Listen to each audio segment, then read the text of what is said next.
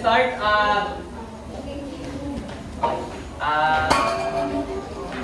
Hello everyone, this is Group 11 po, along with Teacher Eliza and Teacher Adora. Today we will discuss about the social cognitive career theory by Lent, Brown, and Hackett. So before we start, I will have muna ng energizer. And this energizer is called, kung ako yan, hindi kita gaganyan. And I encourage everyone to stand up for this activity. So for the instructions, we will present the various characters with certain professions. For each professions, the students will imitate or model the professionals being flashed on the screen. So, kung meron tayong athlete na naka-present sa screen, we will act like an athlete. Kung pwede natin gayahin yung nasa screen or mag-isip tayo ng sarili nating model ng athlete. So, ngayon, pag naka-model na tayo ng isang ng job or class, magsasabi tayo ng phrase na kung ako yan, hindi kita, blank. For example, kung ako ay vice president, hindi kita tataguan ng funds. Yes, ba? Yes, O, hindi ikaw. Ibang vice president yun. Gets na lang everyone? Okay, for the first one is teacher. Ano yan? Ba't nakaganda? I will give you 30 seconds to give your best pose. Gagayahin ba yan? Hindi, kahit anong gusto mong model ng teacher. Ay, Ano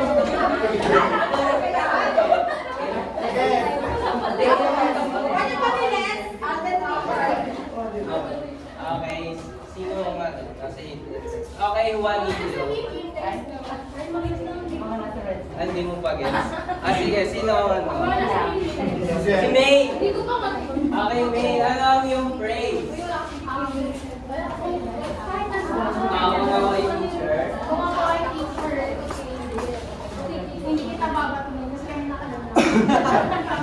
Okay, let's give May around crocodile clap. Crocodile clap. 1, 2, 3. Okay, for the next one, we will have a police. So, I will give you 10 seconds na lang para hindi kayo mangalay to give your best pose para sa police. Sino naman tatawagin? Ayan, tatawagin naman natin si Richie. Okay, Richie, give your praise. Hindi ako hindi sa malanda. Wow!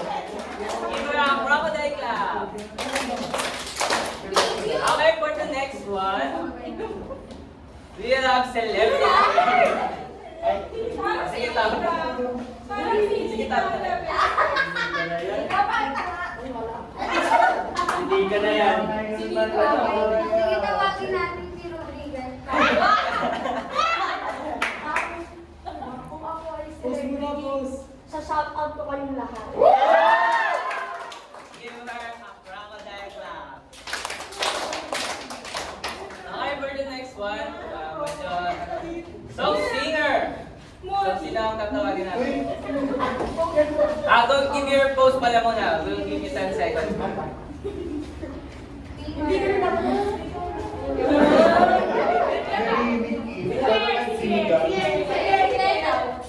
Nasa sample daw. Ano? Sample.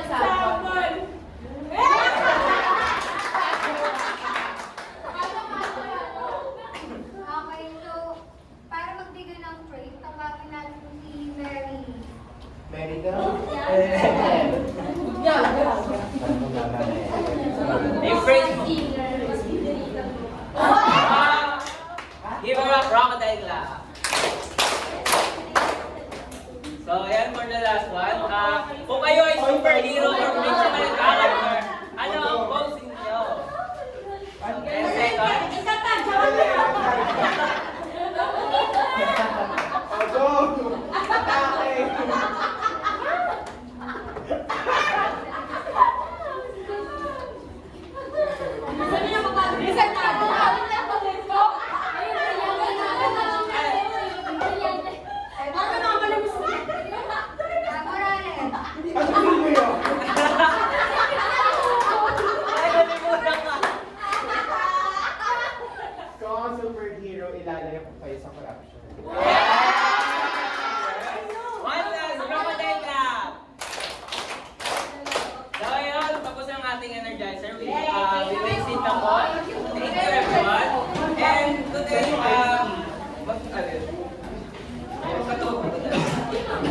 may guided questions pa pala tayo, no? Sino ba? Paano nga? Ay, sino gusto mag-volunteer mag-resign? Okay, then. First question, why did you choose that post kanina, no? Did you post to represent what they're good at? Yung sa Encantayo. Kasi syempre, may brilyante ka, di ba? Tapos lalaban ko. So, pinakita mo kung saan sila magaling. Like, gamitin yung powers nila and makipaglaban against evil. Yay! So, sino po gusto ka? Sige, Jessie. Number 2, how does it feel to act in these different careers? Siyempre kapag inakulat ng mga different career, para mararamdaman mo na you are in their shoes. Yun nga. Para mararamdaman mo na kung ano yung dapat mong gawin in case na nandun ka sa ganang situation.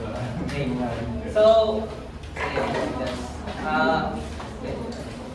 what do you think should be the common characteristics or ability of these professionals? Siguro yung commons that yung capability nila. Kasi I mean, iba-iba kasi yung yung kaninang pinakitang career profession. Lalo na yung iba is fictional, may mga powers. Like, meron ba talagang ganun sa reality? Pero kung makikita natin, yung mga careers na pinakita ay may mga hard work behind that. Dahil bago mo naman ma-achieve yung isang career ay kailangan mo, lalo na yung mga celebrity, mukha madali sa ibang tao na kumita yung mga celebrity. Pero yung totoo is mahirap. Thank you. So, ayan, no? Tapos na po tayo sa energizer natin na we will discuss bakit merong mga ganito tayo pinakita sa energizer natin. So, again, this is Social Cognitive Career Theory by Len Brown and Hacken. Before I give the floor to, I will give the floor na pala kay Teacher Adora to discuss Social Cognitive Career. Thank you. Sana nag-enjoy kayo sa short icebreaker na prepare natin. Okay, so tulad ng sinabi kanina, yung i-discuss natin, social cognitive career theory. Pero before tayo dumako sa formal discussion natin, syempre magpapakilala muna ang inyong mga facilitator na mga. So ayan, I am Mark.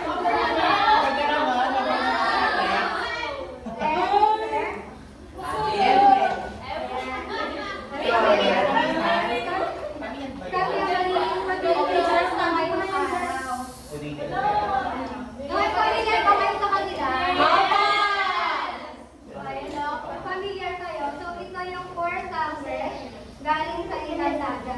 Siguro nagwa-wonder kayo kung bakit o ano yung kwento nila sa discussion natin ngayong araw. So ngayon, i-introduce ko na kayo ano yung title ng aming creative presentation. So it's titled Guild of Becoming. So the Guild of Becoming,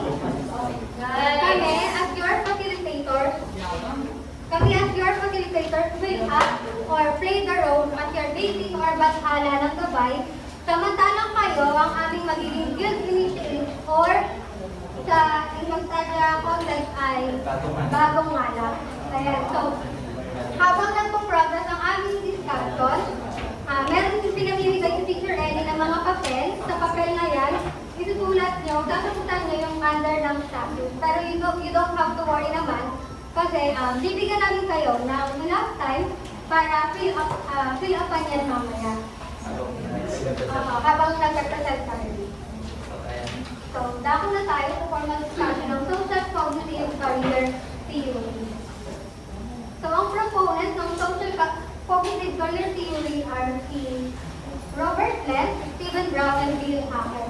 So, itong tatlong to ay pare-parehong academic researchers and professors ng South Psychology sa iba't ibang university. Pero before that, makakasama rin kasi natin sila sa adventure natin sa Encantadia. Kaya pinalitan namin ang kanilang mga outfits.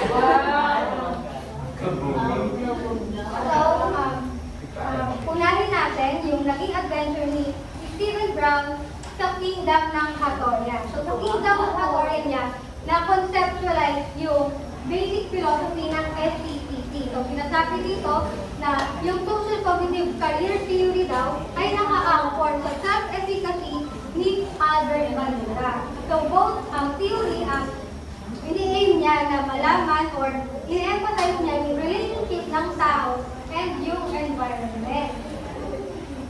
So, sa basic philosophy, merong pinopose or ina-offer na tatlong segmental yet interlocking process model ang career development para ma-explain natin kung paano nga ba nagde-develop ng academic and vocational interest ang isang individual, paano rin sila namimili ng career choices, and kung paano sila nagpe-perform doon sa career na pinili nila.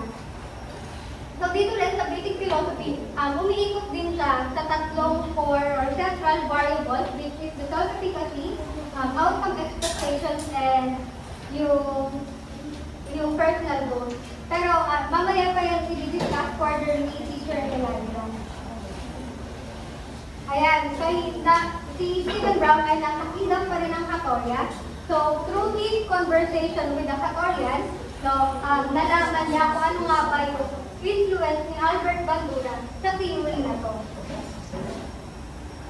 So si Albert, yung influence ng theory ni Albert Bandura ay nakafocus sa self-efficacy, sa learning by observing others, and sa cognitive theory. So dito rin, ina-address ni Bandura yung iba't ibang issues such as culture, gender, socio-economic status, and yung mga unexpected na life events na pwedeng maka-influence sa career choices natin. So ngayon, dumako naman tayo kay Dale Hackett sa kanyang journey sa Kingdom of Adamya. So sa Kingdom of Adamya, sa pakikipag-usap niya sa mga tao doon niya nalaman na merong 4 na source of learning experiences. Ano-ano itong 4? Una, meron tayong personal performance accomplishments. Dito sinasabi na kapag yung isang tao nagsasucceed sa task na ginawa nila, more likely iniisip nila na magsasucceed ulit sila kapag ginawa nila yun in the future.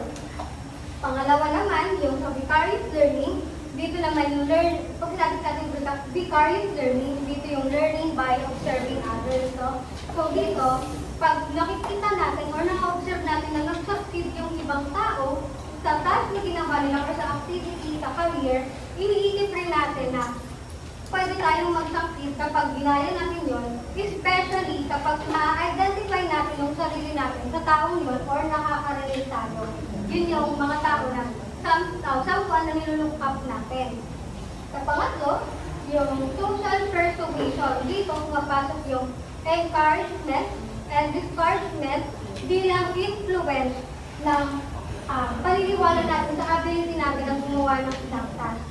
So more likely, kapag positive yung encouragement or yung persuasion na natatanggap nyo from other people, like your parents, your peers, or your teachers, more likely, tataas yung paniniwala nyo sa ability nyo na magagawa nyo ang isang task or activity. However, kapag naman discouragement or pag-discouragement yung madalas yung matanggap mula sa ibang tao, more likely, bumababa yung confidence nyo or yung tiwala nyo na magagawa nyo or magsasakit kayo sa isang career. Pang-apat natin yung physiological states and reactions. Dito pumapasok yung mga reactions natin sa anxiety, excitement, yung stress. So, nagmamatter din siya, no? Kapag sa paniniwala natin sa ability natin. Kasi, kapag positive yung physiological states na meron tayo, more likely, syempre, magpa-perform well tayo doon sa career na pinili natin. However, kapag naman mababa, iisipin natin na hindi rin natin kaya na parang kunwari, for example, public speaking, kunwari ang physiological state or reactions nung nag-public speaking tayo pinakabahan or nanginginig. So more likely kapag na-offeran to ulit or meron ulit opportunity na magsalita ka sa harapan, iisipin mo, ay, baka naman hindi ako mag-perform well or baka wala naman talaga akong ability na magsalita sa harapan kasi nga nanginginig ako or naitatakot ako or na-anxiety ako. So ayan, sa journey natin sa Encantadia, pupunta naman tayo sa ibang proponent sa kanila. Titingnan natin kung ano ba yung naging journey nila So, I am passing the floor to Teacher Ellie para discuss yung self-efficacy. Ayan, so thank you so much, Teacher Mars. Ngayon, dumako naman tayo kung saan dito ang proponent natin ay si Robert Nett. So, nasa kaharian siya ng Sapiro. So, let us explore and discuss kung ano nga ba yung self-efficacy. So, self-efficacy, this process reinforces one's self-efficacy or belief in the future, continued success in the use of ability or expertise.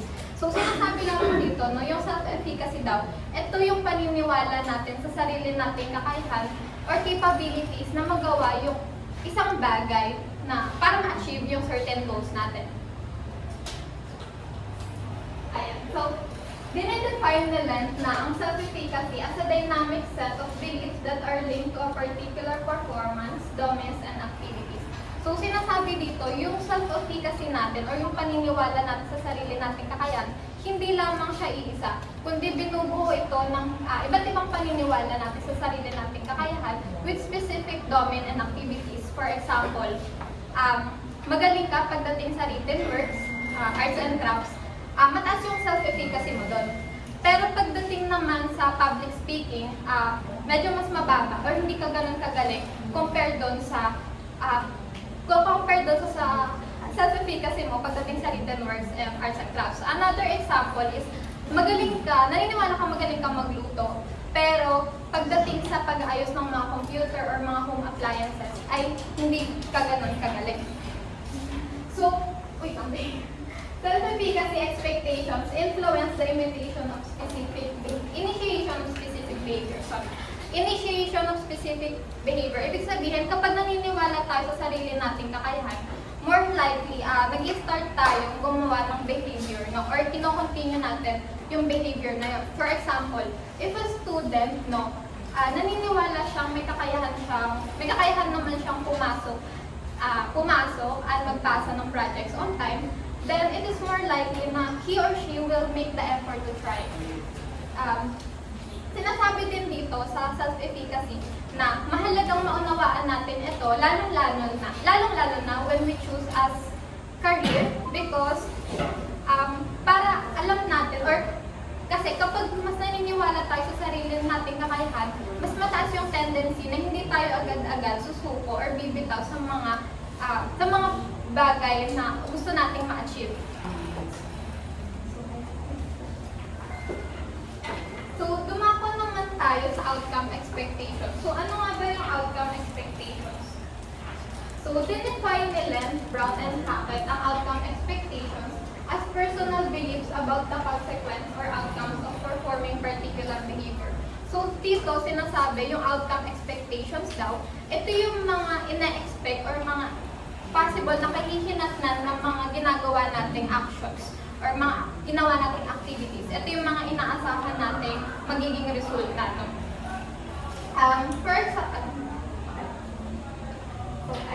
Sa outcome expectations, naka-include dito yung extrinsic rewards, self-directed consequences, at saka yung outcomes derived from the task performance. So, pag sinabi nating extrinsic reward, ito yung mga natatanggap natin or nakukuha natin mula sa ibang tao. For example, nakakuha ka ng mataas na salary or nakatanggap ka ng promotion.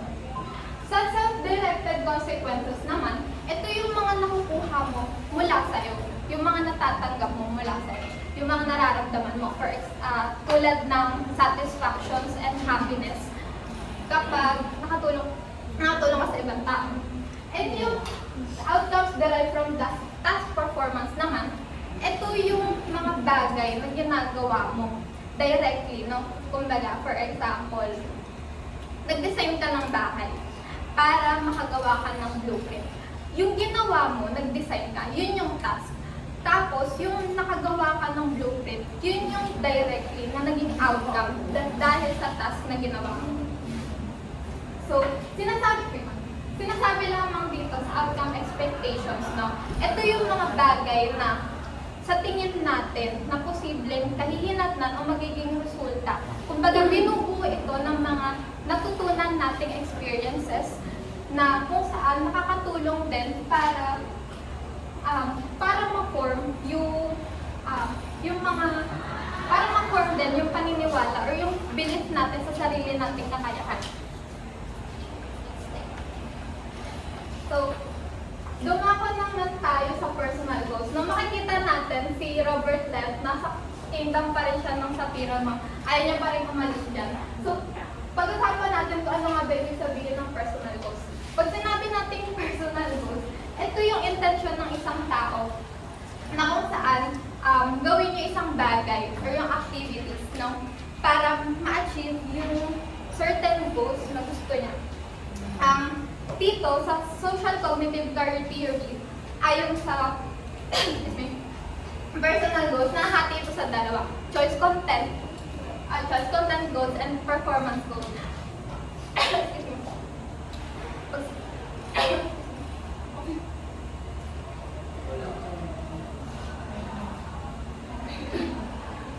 Sorry.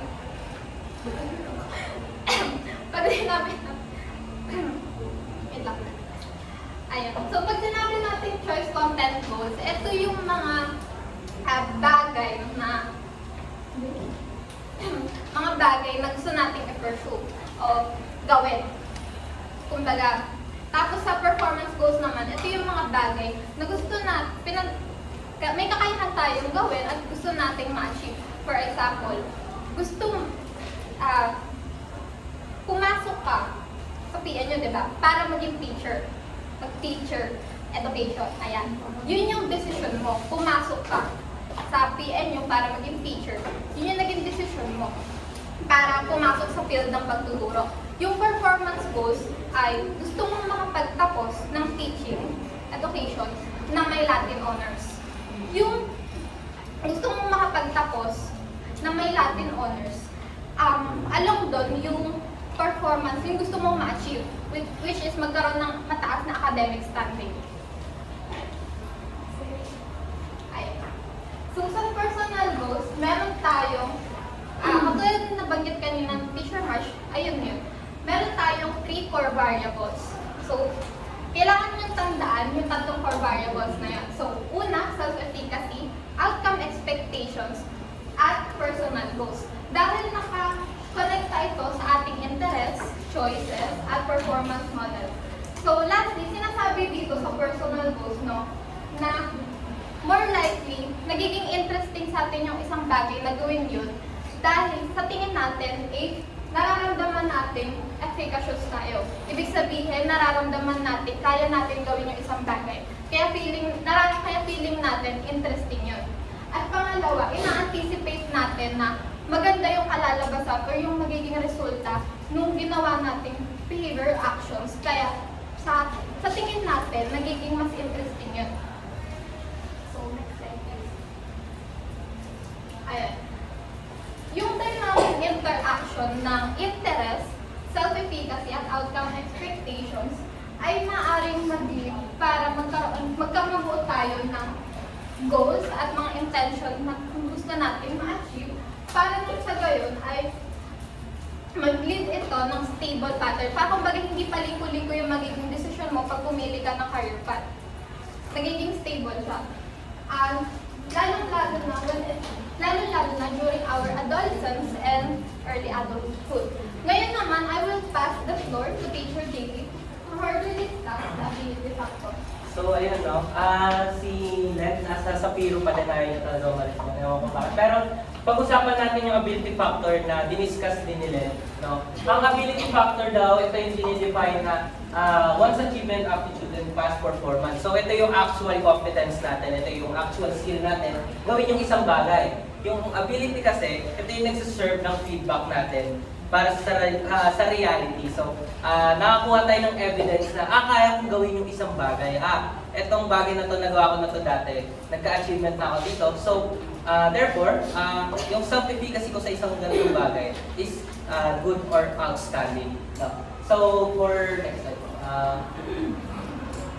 So, sa ability factor, sinabi rin ni Lev na kapag may incongruence sa ability factor natin, sa self-efficacy at outcome expectations natin, nagkakaroon siya ng imbalance. So kapag overconfident ka gawin yung isang bagay, pero sa totoong buhay, hindi ka naman talaga ganun kagaling gawin yung isang bagay. Nagkakaroon siya ng distress or anxiety kapag nagkaroon ng failure or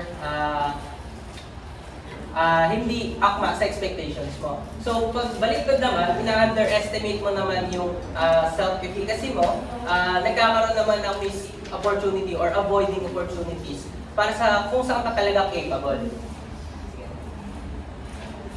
Ayun, sa career choice theory naman, no, nagkape sila sa Lireo. So, ayun, sa career choice theory naman, sinabi nilang tatlo na by adolescence, most people have sense of their competence and vast array of performance areas. So, dito tayo nag-pick natin to discover saan tayo magaling, no? So, sa stage ng adolescence, mas nako-convict tayo or mas nanarrow down dapat yung ideas natin sa kung saan tayo magaling. So, as times goes by, hindi lang to siya process ng one time. Pwede siya magbago at ma-shape and reshape over time habang papunta tayo sa stages ng adulthood. So sa social cognitive career theory, no, may choice model tayo na binubin nila tong tatlo as a development of career goals and choice as a function of interaction among self-efficacy and outcome expectations. So, yung dalawa na to, nag-i-interact to talaga sa isa't isa. Since ito yung nagiging feedback nga natin, kagaya ng sinabi ko kanina, nagiging feedback to natin sa reality para makakuha tayo ng evidence na magaling ka nga talaga sa isang bagay na to. So, sa career choice theory, hindi, kagaya na sinabi ko na, hindi lang siya one-time decision, unfolding process po siya in which a person in his environment mutually influence each other. So, hindi lang to dahil sinabi mo magaling ka, hindi dapat akma rin to sa environment mo. So, balikan dapat to. Two-way street po ang self-efficacy po natin. Dapat may evidence po tayo lagi. So, it involves a specification of primary career choice to our goal, actions, and what we are aiming to. So, ayan ba, may naalala nyo po, mayroon kami binigay sa inyo na mga papel. And we have discussed na po na ng ability, efficacy, and personal goals, and career choice. So, gusto ko pong isulat ninyo kung saan po kayo magaling sa ability and how good are you in those ability sa efficiency. And this will be discussed by Teacher Mark. Okay, so bibigyan muna namin kayo ng isang minuto para isulat yung ability na naiisip nyo na fit sa ability na meron kayo. Tapos, kung ano yung efficiency. Mamaya, i-discuss natin kung para sa ano. Okay, 1 minute po.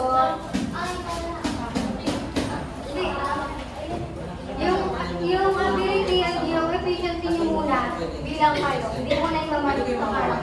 Pwede magbigay ng example paano ability just paano efficiency. Saan mo magaling? Saan mo magaling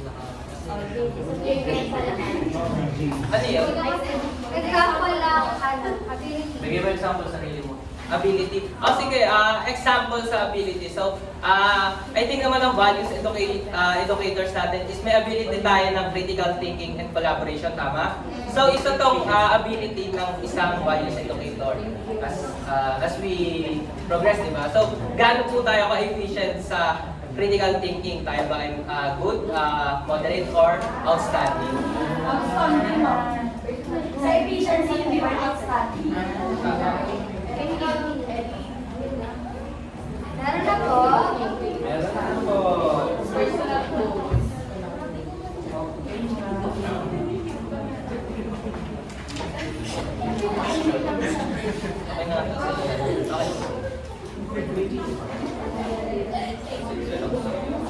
May tissue kayo? Sino may issue, may wives? Anong ability? Anong ability yan? Hindi lumabas. So, nakapag-fill up na po ba ang lahat? Yes, po. Yup. Okay. So, we will proceed na po sa characters natin. So ayan, makikita niyo dyan sa paper niyo, meron dyan icon na character pababa. Bakit nga ba? Kasi imamatch nyo yung ability and efficiency na meron kayo sa mga characters ng Encantadia.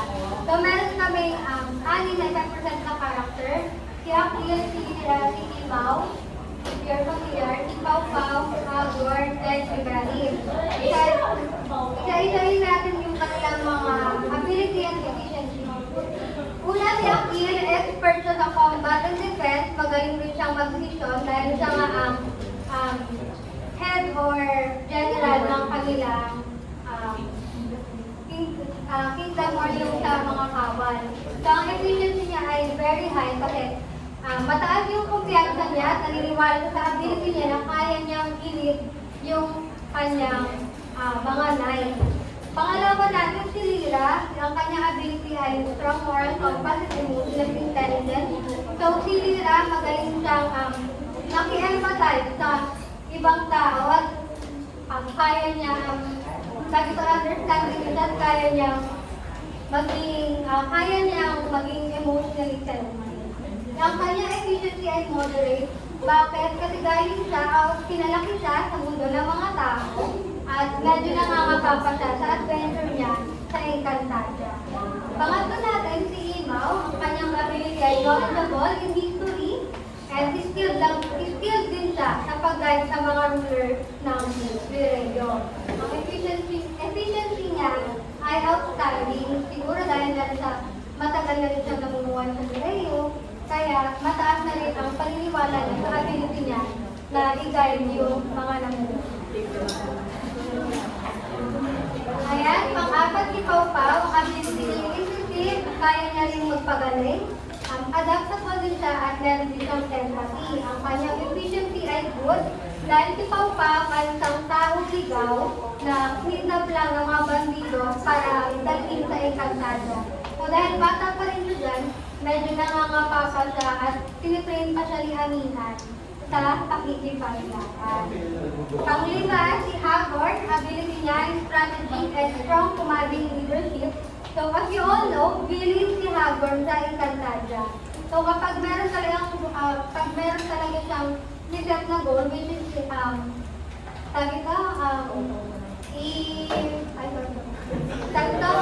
sa hupin ng Encantadia, magaling talaga siyang gumawa ng strategy and fearless din siya at commanding din ng kanyang leadership. Ang efficiency niya ay outstanding dahil malaki talaga yung tiwala ni Hagor sa ability niya na matatalo niya yung mga chambre. Pang-anim nila si Ibrahim. Ability niya, skilled in combat, brave warrior din siya and can easily learn. Bakit? Kasi nga dati siyang mandirigma, pero nung nalaman niya na ang prinsipe pala siya ng Sapiro, at inaral niya talaga yung mga abilities and pinaktis niya yung sarili niya para maging fit na ruler ng Sapiro. So ang kanyang efficiency ay outstanding. Nakapili na? Yes! Okay, very good. Hello. So, ayan. Character. So, nakapila ko.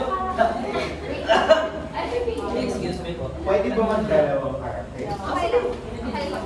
Depende yan sa inyo kasi hindi naman namin hawak talaga yung Kaya maganda siya. Pwede pa ba?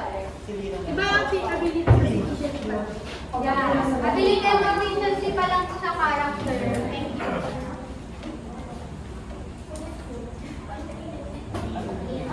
Anong efficiency? Wala ka.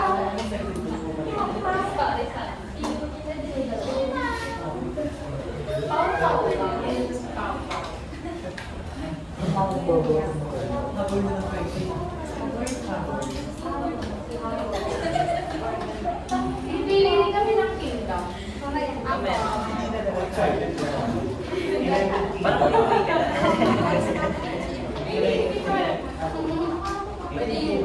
Meron na? Okay. Perfect life sa kingdom. So, ayan, so, meron na tayong characters, tama? Okay, good.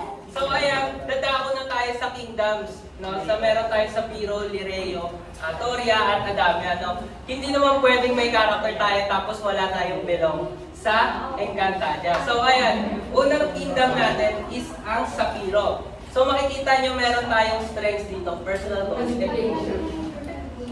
Tapos kasi meron dito personal. So, ayun, makikita nyo na meron tayong personal goals and common career. So, fill upan natin kung ano yung nasa sa card natin ngayon. No? So, ang sa Piro, strengths niya is earth manipulation. Ayan, loyalty to the land. Mas i-highlight ko lang yun para mabilis tayo. So, sa personal goals, safeguard and maintain order, fairness, and loyalty. Construct, defend, sustain both physical and ethical structures. Nagtatry din sila for strategic and functional areas. Nagsaset din sila ng examples for commitment and perseverance. So, sa common careers nila, makikita nyo may military officers sila, farmers, blacksmiths, civil engineer, and park ranger. So, pwede nyo piliin yung kingdom na to kahit hindi kayo align dito. Pero kung gusto nyo i-explore yung mga areas na to, pwede nyo rin piliin ang sarili. So, sa next naman to. Ayan, sa Lireo naman tayo. So, ang ano nila is mastery of magic, leadership, diplomacy, spiritual insight. So, sa personal goals nila, nag-empower po sila ng iba through imparting knowledge and guidance. Preserve harmony through diplomacy. Dalawang messages nila. So, nag-foster din sila ng inner strength and spiritual balance. So, sa common careers nila, pwede nyo makita, educators, pasok na pasok, and professors, philosophers, spiritual leaders, counselors, and therapists, diplomats, magical scholars, and researchers. May writers and poets and librarians din sila po. So, kung pasok kayo sa Lireo, pwede nyo na pong isulat ang Lireo. So, sunod naman po, isang Hatoria. So, isang Hatoria sa mga matinding pagmamahal sa bayan. So, nationalismo. Strengths nila is combat prowess, weapon, and fearless leadership. So, personal goals nila is acquire influence authority through strategic actions. Naglilid din sila ng revolution, changes within the system. So, ito yung mga gumagawa talaga ng pagbabago sa kanilang bayan kahit salungat yung nagiging filosofiya nila. So, huwag nyo gagayahin yung Hatoria, kunin nyo lang yung filosofiya nila. So, showcase identity and resilience in competitive setting. No? Ino-overcome din nila yung limitation and conquer obstacles. So, kung makikita nyo, ang common careers nila dito, soldiers, generals, blacksmiths, engineers, may athletes, and farmers. So, pambakbakan talaga sila. So, ayan, nahihingal na ako. So, ito Adamya, masasabi kong values coded din ng Adamya since ang strengths nila is healing, nature magic, and moral integrity. No? Ang personal goals nila is to serve, nurture others physically, hindi lang physical pala, emotional and mentally din. So, nagpo-coexist din sila sa environment nila at sa society.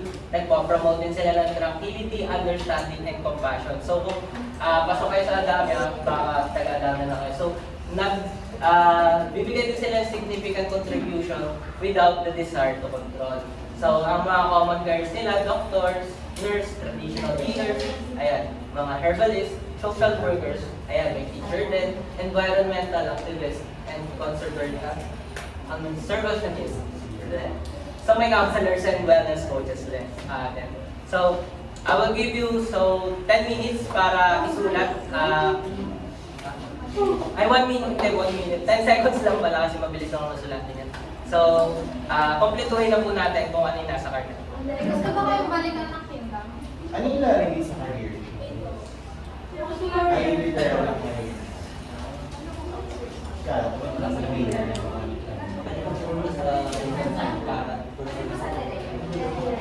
Sa career choice, kaisa lang na. Kung ano yung personal goals na meron kayo, at ano yung career choice na tingin nyo align sa personal goals, tapos saka kayo mamimili ng kingdom. So, sa tingin nyo saan mas na-align yung ano nyo? Kunwari, ang personal goal nyo ay mag-impart ng knowledge sa mga kabataan. So, ang career choice na patok doon ay teacher. So, saan mo papasok ng kingdom? Di ba most likely sa direct? Ano?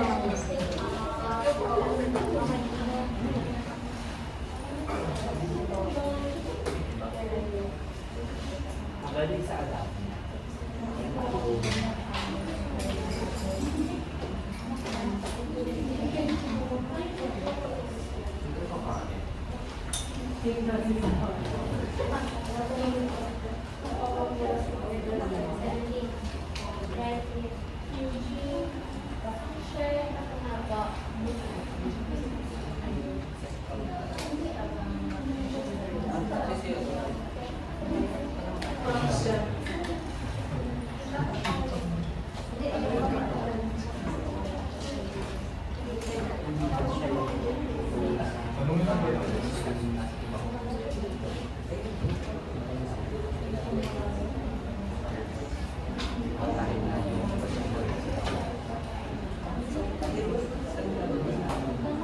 Meron na po. Kaya magtatawag kami ng mga students para i-share kung ano yung sinulat nila dyan sa activity sheet. Ano na si Ferya?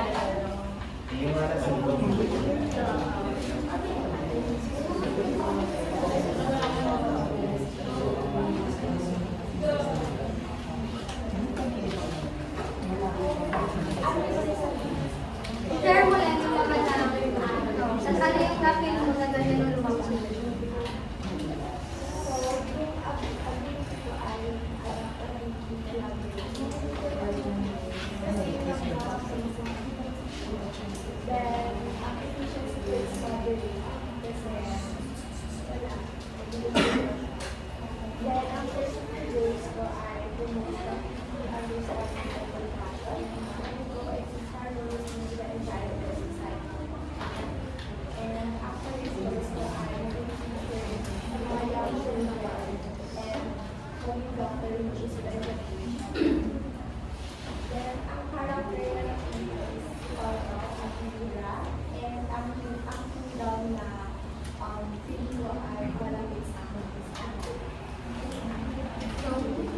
Si Suzuki naman po, Suzuki, share your activity here.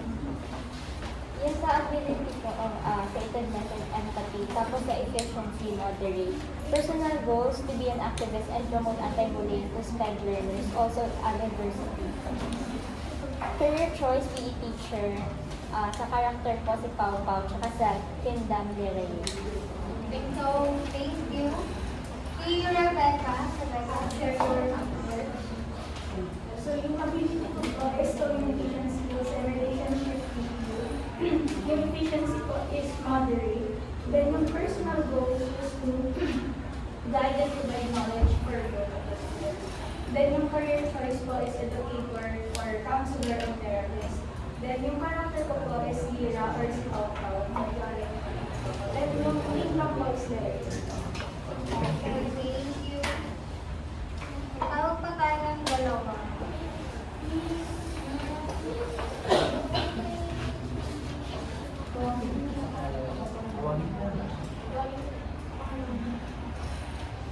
Mendoza. Yung ability ko is kindergarten. Yung citation skills is yung personal goals ko is in line dun sa goals na yung kingdom ko rin na activities. Na personal goals ko being able to stay to fund for our institution. Kasi career choice naman is teacher and critical professor. Siliran yung napili ko rin na So, thank you for sharing.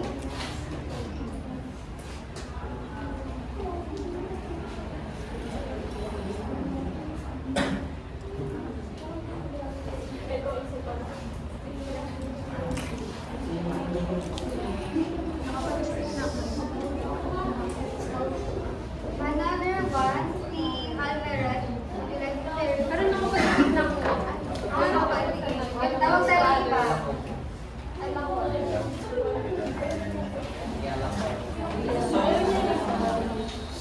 Sa akin, abilities, leadership, efficiency, outstanding, personal goals, influence, authority, by strategic decisions, career choice, nature. So, character ko is half and half ni Hagborn at Ibrahim, Kingdom is Tireo. Thank you for sharing. Okay na? Nakapag-isip ni Walida? Oo.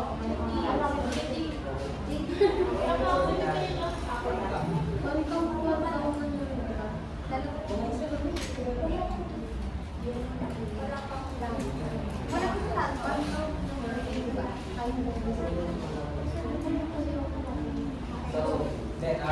So ayan, puproceed na po Thank kami you. sa ano, Tapos tayo. out of time na din po kami. So, ayan, to conclude na po ang ating presentation, no? Ang SCCT is highly based po siya sa self-efficacy ni Bandura.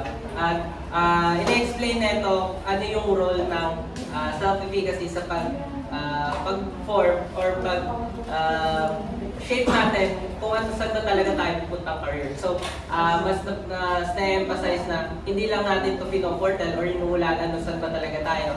Bagkos, mas malalaman natin saan ba talaga tayo patungo kasi may belief tayo na dito ako magaling, dito ako patungo.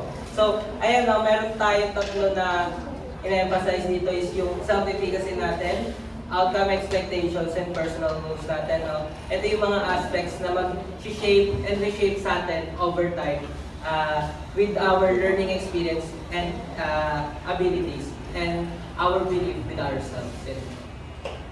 So, again, this is Group 11. Thank you for listening.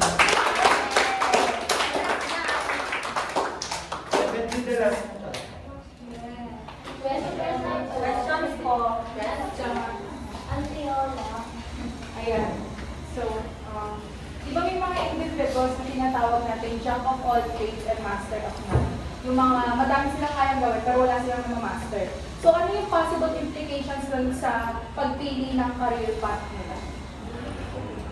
Okay, so yung, thank you, no? So yung possible implication nito sa pagpili ng career nila, kung dito ina-emphasize yung meron kang pinagpapupunan ng interest na nag-lead sa'yo para makapili ng career at doon ka magpe-perform well kapag nasa occupational setting ka.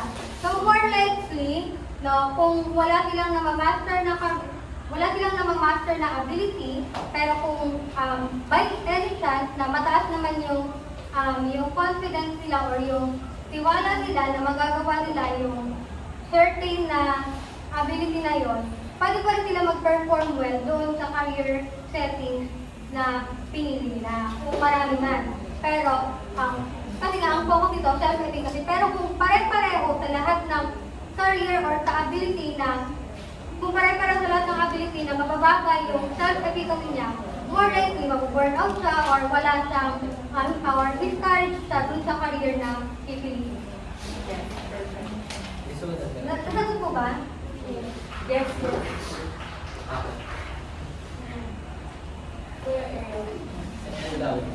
Okay, so knowing na lahat naman pag sumobra is hindi talaga okay, paano at kung saan natin malalaman ang self-efficacy natin ay nakaka-apekto na sa pag-achieve ng personal goals? Paano nakakapekto, nakakahindar? Oo, nakakahinder. So, nakakahanda or nakakahinder yung self-efficacy natin sa ating personal goals kapag nag-turn na ito into overconfidence at ina-underestimate na natin lahat ng bagay. O kumbaga, iniisip kasi natin na nagawa na natin to before and magagawa natin siya ulit. Kumbaga, feeling natin sa sarili natin na kaya na natin gawin lahat ng bagay kasi nagawa na natin siya once. For example, naniniwala ako kaya kong makapasa sa exam kahit hindi naman ako nagre-review or nag-aaral. With that, nakukulangan ako ng preparation, ng paghahanda para mag-prepare sa exam. Which is, ang result nun, bumagsak naman ako. Ayun. Kasi nga, in short, madaling salita, no? nakakahinder yung self-efficacy into our personal goals when it turns into overconfidence and we underestimate various things. No? Dahil doon, kaya naman dapat mahalaga sa self-efficacy, nagiging realistic pa rin tayo when we set our goals, kung ano man yung mga kakayahan talaga natin, hindi yung kung ano man yung mga kakayahan lang natin, kung ano lang talaga tayo, hindi yung sa lalagpas pa tayo lalagpas pa tayo sa mga bagay na hindi naman talaga natin kaya gawin.